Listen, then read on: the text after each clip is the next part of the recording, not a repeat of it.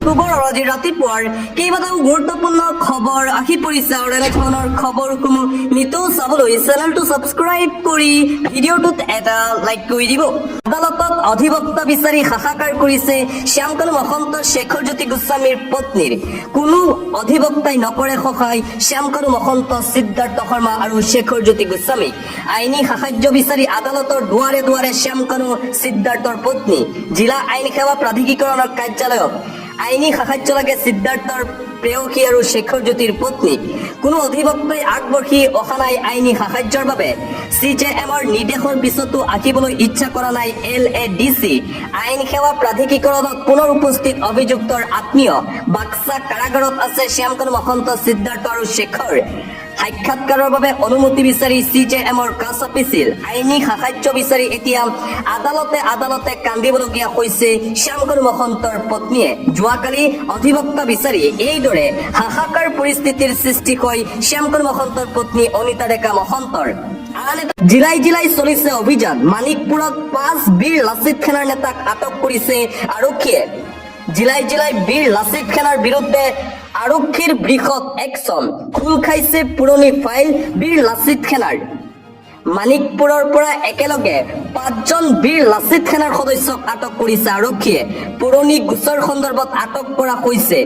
সম্প্ৰীতি মানিকপুৰ আৰক্ষীৰ জিম্মাত আটাইকেইজন লাচিত সেনাৰ সদস্য। ৰাজ্যৰ মুখ্যমন্ত্ৰী হিমন্ত বিশ্ব শৰ্মাৰ এটা নিৰ্দেশৰ পিছতেই অসম আৰক্ষীৰ এই বিগ একশ্যন দেখিবলৈ পোৱা গৈছে লাচিত সেনাৰ বিৰুদ্ধে।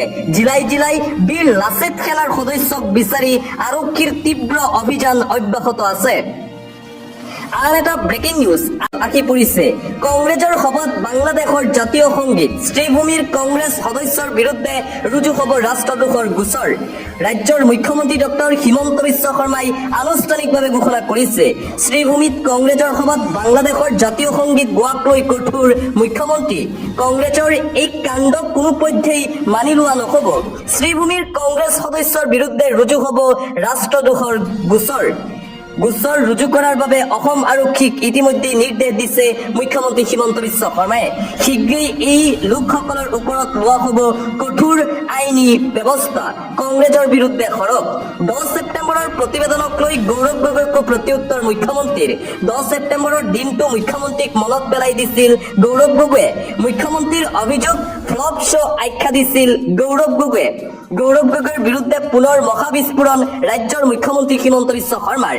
মই সময় লৈ বাট চাই আছো, তেওঁ ইমান ফূৰ্তি কৰিব নালাগে। তেওঁ অসম জ্বলাব বিচাৰিছে যাতে মই সংবাদ মেল দিব নোৱাৰো। 2016ত তেওঁৰ বিষয়ে জুবিনে কি কৈ গৈছিল সেয়া সকলোৱে জানে। তেওঁ নিজকে বহুত স্মাৰ্ট বুলি ভাবে। গৌৰৱ গগৈক উদ্দেশ্যি মুখ্যমন্ত্ৰীৰ মন্তব্য। তেওঁ ভাবে মই এই সময়ত তেওঁৰ বিৰুদ্ধে সংবাদ মেল দিব লাগে যাতে এই আৱেগিক সময়ত বিষয়টো তল পৰি যায়। মই ৰাজনীতিৰ আ ক খ শিকি থৈছো। কোন সময়ত সংবাদ মেল দিব লাগে সেয়া মই ভালদৰে জানো। গৌৰৱ গগৈয়ে মোক শিকাব নালাগে। এবাৰ গৌৰৱ গগৈৰ বিৰুদ্ধে মুখ্যমন্ত্ৰী হিমন্ত বিশ্ব শৰ্মাই আনিলে বাংলাদেশ লিংক। কংগ্ৰেছৰ সভাত বাংলাদেশৰ ৰাষ্ট্ৰীয় সংগীত গোৱাৰ পিছত কিয় বহিষ্কাৰ কৰা নহ'ল সেই নেতাক? বাংলাদেশৰ ৰাষ্ট্ৰীয় সংগীত গোৱাত মনে মনে আছিল গৌৰৱ গগৈ। কাৰণ এয়া আছিল পাকিস্তান চৰকাৰৰ ষড়যন্ত্ৰ। অসমখন যে বাংলাদেশৰ এটা অংশ সেই বাৰ্তা বাংলাদেশক দিছে কংগ্ৰেছ দলে।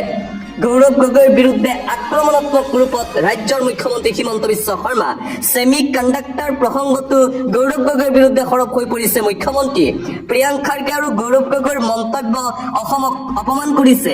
ছেমি কণ্ডাক্টৰ উদ্যোগক লৈ প্ৰিয়ংক খাৰ্গেৰ মন্তব্যৰ তীব্ৰ প্ৰতিক্ৰিয়া মুখ্যমন্ত্ৰীৰ। প্ৰিয়ংক খাৰ্গে আৰু গৌৰৱ গগৈৰ মন্তব্য অসমৰ প্ৰতি চূড়ান্ত অপমানজনক। কংগ্ৰেছে অসমত উন্নতি কেতিয়াও নিবিচাৰে। টাটাই ছেমিকণ্ডাক্টৰ ইণ্ডাষ্ট্ৰী ননালৈকে অসমত কোনো ব্যক্তিগত উদ্যোগ স্থাপন হোৱা নাছিল।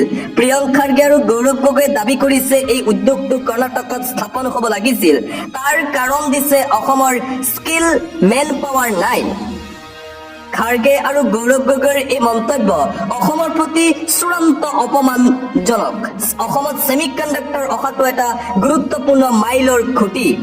আৰু আনপিনে মুখ্যমন্ত্ৰী হিমন্ত বিশ্ব শৰ্মাৰ বিৰুদ্ধে সৰব হৈ পৰিছে প্ৰদেশ কংগ্ৰেছৰ সভাপতি গৌৰৱ গগৈ 2026 চনত চৰকাৰ আখিলে নাইকিয়া হ'ব মুখ্যমন্ত্ৰী ডক্টৰ হিমন্ত বিশ্ব শৰ্মাই অব্যাহত ৰখা ভয়ৰ ৰাজনীতি বিপৰীতে সৰ্বস্তৰৰ ৰাইজৰ বাবে 100% দিব কংগ্ৰেছ দলে প্ৰদেশ কংগ্ৰেছৰ উদ্যোগত অনুষ্ঠিত হোৱা এক যোগদান কাৰ্যসূচীত এইদৰেই মুখ্যমন্ত্ৰী ডক্টৰ হিমন্ত বিশ্ব শৰ্মাৰ বিৰুদ্ধে সৰব হৈ প্ৰদেশ কংগ্ৰেছৰ সভাপতি গৌৰৱ গগৈ সমান্তৰালভাৱে জুবিন গাৰ্গৰ মৃত্যুৰ প্ৰসংগকো ধৰি কেইবাটাও বিষয়ত মুখ্যমন্ত্ৰীক চোকা ভাষাৰে সমালোচনা কৰে প্ৰদেশ কংগ্ৰেছৰ সভাপতি গৌৰৱ গগৈয়ে কংগ্ৰেছ দলে চৰকাৰ গঠন কৰিলে 2026 চনৰ পিছত মুখ্যমন্ত্ৰী হিমন্ত বিশ্ব শৰ্মাই যি ভয়ৰ ৰাজনীতি অসমত চলাই আছিল সেই ভয়ৰ ৰাজনীতি শেষ হৈ যাব কেৱল মাত্ৰ মুখ্যমন্ত্ৰী হিমন্ত বিশ্ব শৰ্মাৰ জেলেই নহয় কঠোৰৰ পৰা কঠোৰ ব্যৱস্থা লোৱা হ'ব মুখ্যমন্ত্ৰী হিমন্ত বিশ্ব শৰ্মাৰ বিৰুদ্ধে কংগ্ৰেছ চৰকাৰ গঠন কৰিলে তদন্তৰ আওতালৈ আহিব মুখ্যমন্ত্ৰী হিমন্ত বিশ্ব শৰ্মা